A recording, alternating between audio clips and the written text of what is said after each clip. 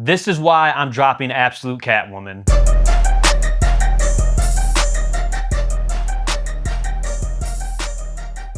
What's good, y'all boys, man? Welcome back to the channel. My journey of being a 29-year-old who's just now getting into comics for the first time. I know you see it. I still got the work clothes on. I didn't feel like changing, so I'm sure this is gonna be a video that I watch back and I go, bro, you look like a dweeb. Why didn't your dumb ass take that off? But it is what it is. So anyways, got off of work, set the camera up. Took me all of like 30 seconds to do, and then I was like, okay, that's enough hard work for now. Let me go jump on the game. So, you know, I had to go get a little gaming session in real quick. Played a match of Call of Duty, got called the N-word with the hard R at the end. And I'm not gonna lie, after hearing that, I'm in pretty good spirits, man. Like, it's kind of like it's 2009, 2010 again, you know? What else happened before we jump into the vlog and the whole video? Oh, bro, the new Avengers Doomsday trailer came out today. Y'all should go check that out if you haven't seen it, man. That shit looks straight flames. We got Gambit in there. Yeah, it's the Channing Tatum Gambit, and he looks ridiculous, but I mean, bro, it's Gambit. Come on, like, I've been waiting for Gambit. Anyways, man, that's all biscuits and gravy and shit, so let's jump into my top 3 books read last week before we get into the vlog. Coming in at the number 3 spot of my top books read last week, we have Spawn issue 5. A couple videos ago, I said that I wasn't really a Spawn guy, but I think I've had a Spawn book in my top 3 reads every video, and at this point, I just gotta accept it, man. He might be my favorite comic book character of all time so far. This issue was so dope, bro. He ended up hunting down a, how do you say it on YouTube? A person that is attracted to younger people. A pedophile, we're gonna call him that. Maybe that'll get past the censorship. He tracks down a ice cream man, pedophile, Billy Kincaid, and he basically gets his ass out the paint and kills him. And the last panel of the book had to be my favorite panel. The line that he delivers was just peak Spawn. It was edgy. It was just, bro, goated. So let me get into that panel real quick and show y'all my favorite panel. So a little bit of blood here, but we're gonna let it rock. No post-production magic. Spawn kills Billy Kincaid, gets him out the paint, chains him up, and stabs him with a bunch of ice cream sticks? Is that what that is? Yeah, stabs him with a bunch of ice cream sticks, leaves a note on him that says, "Boys screamed and girls screamed, so I made him scream and scream and scream." Bruh, oh my God. All right, bro, like, dude, Spawn's the shit. Like, I'm cheesing hard as hell even saying that. Art's insane. Spawn made the right call, man. Get him out the paint. Get the pedophile out of here. Anyways, this is why I couldn't have superpowers, bro. Because I wouldn't be a superhero. Is Spawn a superhero? No, definitely an anti-hero. But me, if I had superpowers, bro, there's a couple people on this earth that I might have to just whack, bro. I'm not gonna lie. I might just have to get them out of here. Like, and I'd probably do some shit like that. Cause I'd be like, yeah, I remember that one time in like the 3rd grade, you said that thing to me and you called me a fat bitch in 3rd grade and I ain't really like that shit. So sorry, bro, you gotta get out of here. Anyways, I loved that issue, man. I'm excited to get into issue 6. Let's get into my number 2 book read last week. Coming in at the number 2 spot, we have Geiger issue 1. Now, Geiger looks sweet, but I didn't know what to expect when I went into reading it. And the entire first issue starts off like the Fallout TV show. His real name is Tariq Geiger. And basically, just like Fallout, if you guys know, a bomb goes off, he's outside of a shelter, and all of a sudden he's this like radioactive mutant, but he's like a legend now out in Vegas. Like, people talk about him like he's like the boogeyman and shit. So I really love the first issue. Let's get into my favorite panel. So anyways, we got Geiger here just kicking straight ass to some people who are trying to get into his little compound he's got. He lives in like a junkyard or some shit. I don't know. He's kind of living like a homeless person, but he looks human, right? But then he transforms and really shows his powers in the next panel over. So we'll go to that panel real quick. Bam, and there we have it. Tariq Geiger himself transforming into this glowing, I don't even know, bro. All I know is this shit was hard as hell. If you guys haven't read Geiger, check it out. I'm excited to pick up more issues, and I want to get caught up so I can read through the recent run that's going on right now. Finally coming in at the number 1 spot of my top books read last week, we have Odin. I went into this with like a grocery bag over my head, and not a plastic one, so I like breathe in the plastic and choke and die. I had a paper one so I could live, but I couldn't see jack shit, right? This was insane. This surprised the shit out of me. Basically, what this book is about is a journalist named Adela, something like that. I'm probably pronouncing it wrong.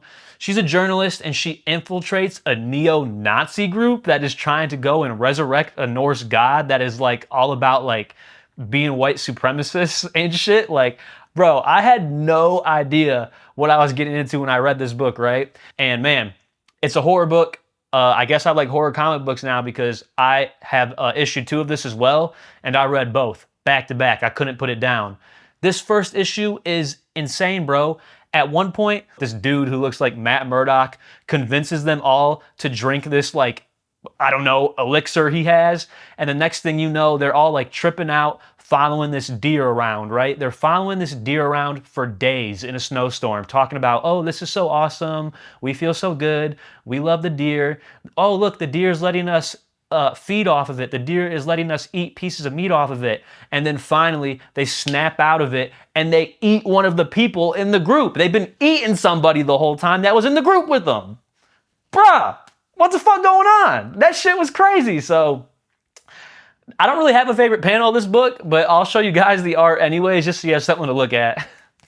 So here they are, they're like chasing the deer around, this group of people thinking they're following it, and whole time it's really somebody else in their group, and they just end up killing him and eating him. And they literally wake up with like pieces of him in their mouth. Not only are these people neo-Nazis, they're also cannibals now. Check out Odin. That was my top book of last week. Pretty cool read. So that's it for my top 3 books read last week. Real quick before we jump into the vlog, I'm gonna introduce a new idea I got. And this is not gonna be in every video, but as a new comic book reader, I finally had my coming to Jesus moment, bro. I found my first book that I'm going to drop. This is why I'm dropping Absolute Catwoman. That motherfucker back there is not real. Had to leave that pause there for dramatic effect. Simply put, bro, this book just ain't for me. I was literally falling asleep reading it, and I kept waking up rereading the same page over and over again. And I was like, okay, bro, I'll come back to this. Ended up coming back to it later, finished it. It felt like it was a chore for me to finish. And when I started reading issue 2, like the same thing was happening. The only time I've ever cared about Catwoman is when that Batman Arkham City game came out on the 360 when I was like in high school. I had the thing where you could play as Catwoman because it was like a pre-order edition. And that was pretty cool because you get to whoop some ass with Catwoman, but reading about her, nah, bruh, that ain't for me. So unfortunate, but I'm dropping this from my pull list. This is the first book I will ever drop from my pull list ever. Maybe. Watch me pick up the next issue, but I don't want to read it. We'll see. Anyways, back to the regularly scheduled programming. And boom, initiate vlog mode. Y'all know what time it is when you hear that, man. We're going to my LCS to pick up some books in my pull box, Absolute Green Arrow issue 3 being one of them. Also, I want to go grab that Only the Savage Are Left variant cover that was in my last video. I really messed with that cover and I can't stop thinking about it. I don't want to fall down the rabbit hole of buying variant covers just because they look cool when I already have the A cover of a book, but it's only $5. So, I mean, shit, bro. I'm just going to go grab it to say I have it. As well as that, we're going to Yellowbird because I want to pick up another copy of Rook Exodus issue 1, and I'm going to give that to my brother. He said that he watched the last video and he thought Rook Exodus looked cool, so now I'm like, oh no, you've got to read this, you've got to get into comics. So I'm going to go buy him that, give it to him. I'm going to Michigan in a couple weeks and I'm going to see him and we're going to do a video together, so I'll give it to him then. And I think that'll be good content as well, so you know, we'll do a little brother vlog or some shit like that. So y'all get to see how I interact with my brother and shit, and I think it's a good idea. Anyways, let's get on the road and let's go out to Ultimate Comics. I will see y'all there. Boom. Actually, I'm gonna walk out the door and leave the camera in the same spot and come back and get it. See y'all later.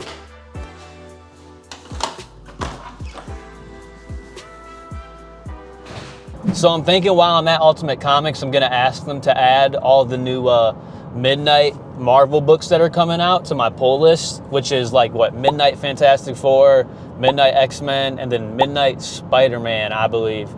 That is like my most anticipated book that's coming out in a couple months. I actually made a community post about it just yesterday. The variant cover and then the main cover, I don't want to say they got leaked, but they got like revealed.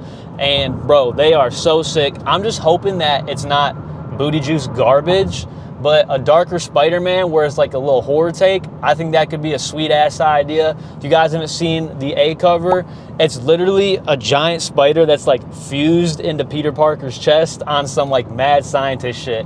I don't know, man. I'm just excited for it. I got to get that added to my pull list, so you know, in case it sells out, which it probably won't, but I mean, just in case, you know, I want to have that in my box day one. So I'll probably ask them to do that while I'm there real quick as we pick up our books.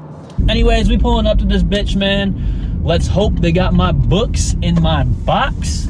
And yeah, we gonna rock out and get in there, spend some bread. We're coming bready. That's such a dumbass saying. We're coming bready. Man, hold on, bro. Let me park so y'all can see me walk in. Fourth wall break editing Jason time. Check me out, man. I look ridiculous. I can't believe I'm wearing shorts that short. Why is that a thing that's in right now? Anyways, check this out, man. I hit the spin around because I gotta go get my camera. We keep it real, raw, and uncut over here. You know I had to hit the content creator move. Anyways, we in the store. We looking at the recent run wall. Of course, we got some Spider-Man action, but I come across some absolute Superman. Did not grab any, but I am pretty interested in maybe checking this out one day because he does not look like a dweeb, so I might have to tap in. So my dumbass forgot to get some wide shots of the comic book store, so you guys just gotta stare at Street Sharks here. Wasn't this a TV show before? I don't know. Anyways, fuck all that shit, man. Let's see what I'm trying to grab. We're looking at the wall. We're looking for that Only the Savage Are Left variant cover, and oh, I spot it. Yoink. Give me that. I need that. Cover is too hard to leave once again, so we're gonna add that to the collection. So I'm thinking of venturing out and checking out a Hulk comic. I see the Infernal Hulk, been interested in it. So I'm like, let me see some variant covers. First thing we see is She-Hulk with her ass on onion mode. I mean, come on, bro. I could put a gallon jug of milk on top of that thing and it wouldn't fall off. The Gooner shit in comic book world is strong, but we gotta grab this Avengers Armageddon issue 2 because we're here for some hands to be thrown. This was a pretty cool find, man. Didn't know they were doing the Darkness right now, as well as a Street Fighter Darkstalkers I can't fucking speak. Damn, man, I need to get some speech therapy classes. Excuse my brain aneurysm, y'all. I'm not gonna fix that clip. I'm leaving it. But now I'm looking through these back issues that just got brought in of various comics, and we come up on a grail. Yes, the Amazing Spider-Man. Fuck no. Get that bullshit out of here. Cover kinda cool. You see what's behind it, though. A very first issue of Venom Lethal Protector in great condition. Give me that. Yo, we got some pretty good books in that bitch, man. I ain't gonna lie, I'm pretty excited. Picked up something that I didn't plan on buying, and I'll give y'all the sneak peek. Check it out, bro. Check it out. All right, little sneak peek action, man. Ooh, shit. Oh, that's all y'all get to see, though. That's all y'all get to see, though, till the haul. We stayed on budget there. I wanted to spend $50 max. We spent $49. Bro, when I was in there, I was going through the back issues. It might be on film. I think I cut the camera as it happened, though. All of a sudden, man, this fucking dweeb. Man, this guy can just not get to the point. Let me expedite this part for y'all. I was going through a box. Somebody came up to the same box I was in, grabbed all the books from the back, and slammed them forward so it smashed my fingers. I looked up and he was like, oh, my bad. And then he walks away. I play it cool. I'm like, oh, it's cool, man. So I go back to looking through the box that I'm in, and then like, I swear to God, 15 seconds later, he comes back up to the same box and then does the same shit again and smashes my fingers again. I looked up and I wanted to smack the soul out of this dude. I don't know if that's proper comic book store etiquette. Y'all let me know. Are you supposed to go through the same box as someone else? And if you are you supposed to smash their fingers on purpose? Anyways, now that I skipped all that gum flapping and jibber jabber, back to the video. Anyways, let's get out to Yellowbird, man. So there I was. I drove my happy ass all the way out to Yellowbird Comics, and nobody was in the store. No customers, and it seemed like nobody that was working. Granted, I didn't yell out, hey, who's in here? But I did look around, and I even kind of looked in the back and didn't see anybody, but it didn't even matter because they did not have issue 1 of Rook Exodus, so I knew what I had to do. It's time to go on a mission. We need to get that book. Oh, well, y'all, I don't know what the hell was going on in there, but let's get the fuck out of there, because not only did they not have Rook Exodus issue 1, so I drove out here for no reason, but there was nobody working in there. I even checked outside on the front of the door to see if they like went to lunch or something. Nope. So I don't know what's going on in there right now, you know? We're gonna try Capital Comics as a last ditch effort for my brother's gift, and kind of have low hopes that they're gonna have it there as well, but just there's another comic book store nearby, so I feel like I have to try it. So let's get over there and see if they got it. All right. Well, I must have did something right recently, because God smiled upon us on this day, and they did have an issue 1 of Rook Exodus, so I wasn't letting anybody down and getting the gift for them. All right, chat, we are now back in the car. Didn't get much B-roll in there, but I was in there way longer than I expected. Ended up coming up on a couple books that I did want, so we are a little bit over budget. I spent about $29 in there, but coming out here was indeed worth it, because we did come up on an issue 1 of Rook Exodus. Granted, it's a variant cover. Sorry about the glare. So that is gonna be it for the vlog part of the video. Next time you'll see me, we're gonna be going over the comic book haul. I'll see y'all back at the crib, man. And boom, back to the cribbo. Let's go over this haul. It is now a couple days later, and let's see what I picked up when I was out doing my comic book shopping from the vlog. First off, let's get this out of the way. We picked up Rook Exodus issue 1. That's a different cover from what I have. I don't know what variant cover this is, but cover's pretty sweet. We'll give the cover a 3.5 out of 5. I think it's above average, but I'm more excited for my brother to read this. So when I go to Michigan in a couple weeks, I will be giving him this, and hopefully we're gonna be getting him into going out and buying more comics. Next up on the list, Predator Kills the Marvel Universe, issue 4. We're gonna give this cover we're gonna give it a 3 out of 5. I feel like it's pretty average. I still have not read issue 1 of Predator Kills the Marvel Universe, because I'm still reading through Predator vs. Spider-Man and Predator vs. Wolverine, but I knew I was in need of this, and I seen it at Capital Comics, and I was like, shit, why not, bro? It was only $5, so I scooped that up real quick. I'll get around to it at some point. I'm still glad to have it in the collection, though. Next up on the list, since I love the first issue so much, we had to grab the second issue of Geiger.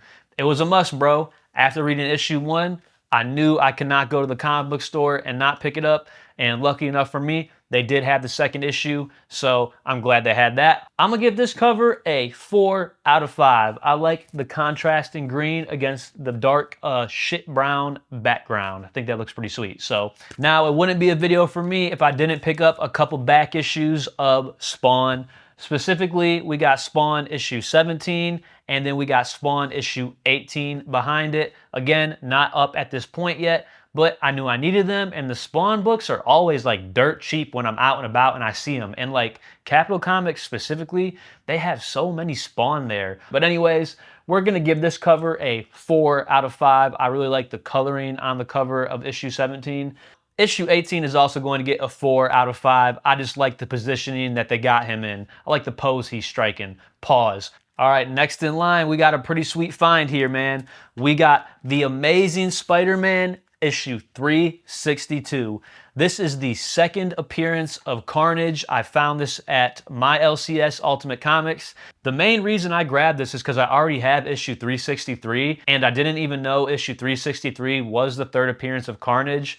I bought that so early on in like my journey of starting this shit that I had no idea. So once I realized, oh man, I got like part 3 of 3 of when they first introduced Carnage, I had to pick this up. So we're gonna give this a 5 out of 5 for cover art. Anything that's got Spider-Man fighting the symbiotes is always gonna be a 5 out of 5 for me. Behind it, here's my 363.